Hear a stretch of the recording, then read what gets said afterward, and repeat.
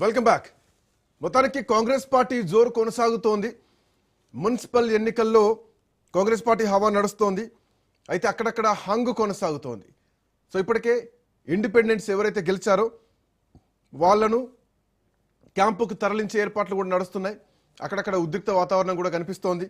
కొన్ని సెంటర్లలో వర్ధనపేట లాంటి మున్సిపాలిటీలో ఒక వార్డులో రీకౌంటింగ్ చేయాలనే డిమాండ్లు కూడా వినిపిస్తున్నాయి. అక్కడ మొదటిసారి టీఆర్ఎస్ పార్టీ అభ్యర్థి గెలిచారని చెప్పి ఆ తర్వాత మళ్ళీ కాంగ్రెస్ పార్టీ అభ్యర్థి గెలిచారంటూ ప్రకటన చేయడంతో రీకౌంటింగ్ చేయాలన్నారు. సో అక్కడక్కడ రీకౌంటింగ్స్ కూడా నడుస్తున్నాయి. అండ్ మహబూబాబాద్, మెదక్ మున్సిపాలిటీల్లో హంగ్ వాతావరణం కనిపిస్తోంది. ఎక్సఫిషియో ఓట్లే కాంగ్రెస్ పార్టీకి విజయావకాశాలు అని చెప్పడం ఎట్లాంటి సందేహం లేదు. బోధన్ కానీ, వేములవాడ కానీ, గద్వాల కానీ, అలియాబాద్లో కూడా హంగ్ కనిపిస్తోంది. ఆసిఫాబాద్, జమ్మికుంటతో పాటు జిన్నారం, ఆలంపూర్, ఇస్నాపూర్, అమరచింత, జనగామంలో హంగు వాతావరణం కనిపిస్తోంది. తొర్రూరు టీఆర్ఎస్ పార్టీ మున్సిపాలిటీని టీఆర్ఎస్ పార్టీ గెలుచుకుంది. సో బోధన్, అలియాబాద్ హంగు కనిపిస్తోంది.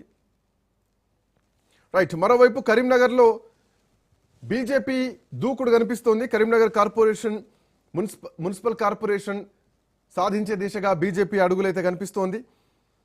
అటు కరీంనగర్, రామగుండం, నిజామాబాద్, మహబూబ్ నగర్, మంచిర్యాల, కొత్తగూడెం, నల్లగొండ కార్పొరేషన్లలో మొత్తం అంటే ఆల్మోస్ట్ కాంగ్రెస్ పార్టీయే మున్సిపల్ కార్పొరేషన్లు గెలిచే దిశగా ఉంటే భారతీయ జనతా పార్టీ మాత్రం దూకుడు కనిపిస్తోంది.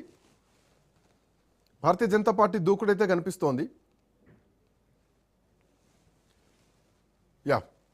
ఒకసారి మెదక్ వెళ్దాం. మెదక్ నుంచి మా కరెస్పాండెంట్ రాజు అందుబాటులో ఉన్నారు. రాజు, గుడ్ ఆఫ్టర్నూన్. కొంత ఉద్రిక్త వాతావరణం కనిపిస్తుంది గజ్వేల్లో. సో అక్కడ కార్పొరేషన్ కొంత టెన్షన్ వాతావరణం కనిపిస్తోంది. లేటెస్ట్ అప్డేట్స్ ఏంటి రాజు? సిద్దిపేటకు సంబంధించి అటు కేసీఆర్ ప్రాతినిధ్యం వహిస్తున్నటువంటి ఆ ప్రాంతం కాబట్టి కాంగ్రెస్ కూడా చాలా ప్రతిష్టాత్మకంగా తీసుకుంది.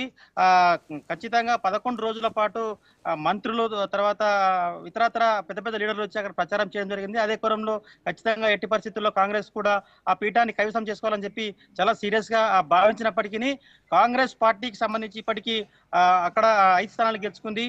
తర్వాత బీఆర్ఎస్ పార్టీ 8 స్థానాలు గెలుచుకుంది. బీఆర్ఎస్ పార్టీ కొంచెం ముందంజలో ఉంది. ఎట్టి పరిస్థితుల్లో బీఆర్ఎస్ పార్టీ కూడా గెలుపు దిశగా పయనిస్తుంది. అక్కడ కొంత కాంగ్రెస్ పార్టీ ఏదైతే ముంపువాదులు ఉన్నారో వాళ్ళ దగ్గర ఖచ్చితంగా మేము ఈసారి బిల్లుని ఇస్తామని చెప్పి వాళ్ళు చెప్పి ప్రచారంలో దూసుకుపోయినప్పటికీ బీఆర్ఎస్ పార్టీకి అక్కడ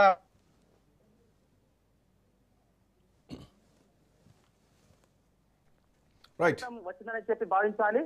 మొత్తానికి చూసుకుంటే మెదక్ ఉమ్మడి జిల్లాకు సంబంధించి మెదక్ ఉమ్మడి జిల్లాలో చాలా ఉద్రిక్త పరిస్థితులు నెలకొన్నాయి. అటు సంగారెడ్డి జిల్లాలో కూడా కొంత ఇస్నాపూర్ లో హంగు వచ్చిన నేపథ్యంలో ఇస్నాపూర్ ఇప్పటికే పెద్ద పార్టీగా బీఆర్ వచ్చినప్పటికీ అక్కడ కాంగ్రెస్ బీఆర్ఎస్ కు పోటాపోటీగా సీట్లు వచ్చిన దశలో అక్కడ ఇండిపెండెంట్ తర్వాత చిన్న పార్టీలు గెలిచినటువంటి బీజేపీ పార్టీ నాయకులను నెరవేరుస్తూ అక్కడ నుంచి క్యాంపులకు తరలించే ప్రయత్నం చేస్తా ఉన్నారు. ఇప్పటికే భారీ బందోబస్తు అయితే ఏర్పాటు చేశారు. పోలీసుల బందోబస్తు నడుమ గెలిచిన అభ్యర్థులను తరలించే దిశగా అడుగులు వేస్తుంది అటు కాంగ్రెస్ పార్టీ, ఇటు బీఆర్ఎస్ పార్టీ. కాబట్టి అక్కడ 144 సెక్షన్ అమలు చేస్తూ పోలీసుల బందోబస్తు మధ్య, గస్తీ మధ్య వాళ్ళని తరలించే ప్రయత్నం చేస్తున్నారు. అక్కడ లాఠీ చార్జ్ అయ్యే అవకాశం కూడా స్పష్టంగా కనిపిస్తుంది. అక్కడ ఇప్పటికే పోలీసులు భారీ ఎత్తున చేరుకున్నారు. అటు టీఆర్ఎస్ కార్యకర్తలు కానీ, కాంగ్రెస్ కార్యకర్తలు కానీ భారీ ఎత్తున చేరుకున్నారు.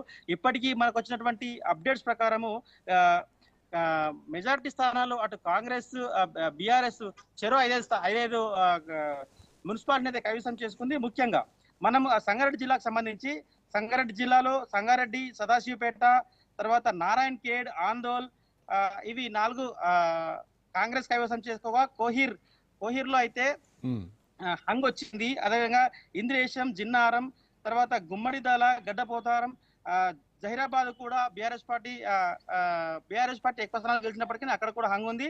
ఇవైతే గుమ్మడిదల, గడ్డపోతారం, జిన్నారం, ఇంద్రేశం మాత్రం టీఆర్ఎస్ గెలుచుకుంది. ఇట్లా బీఆర్ఎస్ పార్టీ ఒక 5 స్థానాలు, కాంగ్రెస్ పార్టీ ఒక 5 స్థానాలు సమవుజ్జీగా నడుస్తా ఉన్నాయి. అటు మెదక్ లో అయితే మెదక్ సంబంధించి మెదక్ బీఆర్ఎస్ పార్టీ తూప్రాన్, తర్వాత మెదక్ పట్టణం కూడా హంగొచ్చింది. అక్కడ ఒక్క కాంగ్రెస్ పార్టీ కంటే ఒక్క సీట్ ఎక్కువ వచ్చింది బీఆర్ఎస్ పార్టీకి. అక్కడ కూడా చాలా ఉద్రిక్త పరిస్థితి నడుస్తా ఉన్నాయి. కాంగ్రెస్ బీఆర్ఎస్ మధ్య పోటాపోటీ రాజకీయం అయితే కొనసాగుతుంది. ఆ విధంగా ప్రస్తుతం వచ్చినటువంటి ఫలితాల్లో చూసుకుంటే అటు కాంగ్రెస్ పార్టీకి బీఆర్ఎస్ పార్టీకి పోటాపోటీగా ఫలితాలు అయితే వచ్చాయి. దానికి సంబంధించే ఇప్పటికీ ఎవరి అభ్యర్థులను వాళ్ళు క్యాంపులకు తరలించినప్పటికీ మిగతా ఏదైతే ఇండిపెండెంట్లు ఉన్నారో, బీఎస్పీ పార్టీ ఒక అభ్యర్థి ఉన్నాడు, ఇండిపెండెంట్లు ఉన్నారు, వారిని తీసుకెళ్లే ప్రయత్నం అటు కాంగ్రెస్ బీఆర్ఎస్ తీవ్ర ప్రయత్నం చేస్తుంది. ఖచ్చితంగా వాళ్ళని తీసుకుపోతేనే అటు చైర్మన్ పదవిని కైవసం చేసుకోవచ్చు కాబట్టి ఆ విధంగా అడుగుతూ వేస్తున్నాయి రెండు పార్టీలు. కాబట్టి ఈ పోలీసులకు అయితే తలనొప్పిగా మారింది. ఎక్కడెక్కడైతే హంగు వచ్చిందో, ఎక్కడెక్కడైతే సమోజ్జీగా రెండు పార్టీలు గెలుచుకున్నాయో అక్కడ పూర్తి స్థాయిలో ఉద్రిక్త పరిస్థితి కొనసాగుతా ఉన్నాయి. అటు మెదక్, ఇస్నాపూర్, అదేవిధంగా కోహిర్ ఈ ప్రాంతాల్లో అయితే తీవ్రమైనటువంటి ఉద్రిక్త పరిస్థితి కొనసాగుతా ఉన్నాయి. ప్రస్తుతానికి మనకు వచ్చిన దాని ప్రకారం అటు బీఆర్ఎస్ బీజేపీ, బీఆర్ఎస్ కాంగ్రెస్ సమవుజ్జీతో కొట్లాడుతున్నటువంటి ఫలితాలు అయితే మనకు వస్తున్నాయి. Thank you Raju, thanks for updates. So మొత్తం 116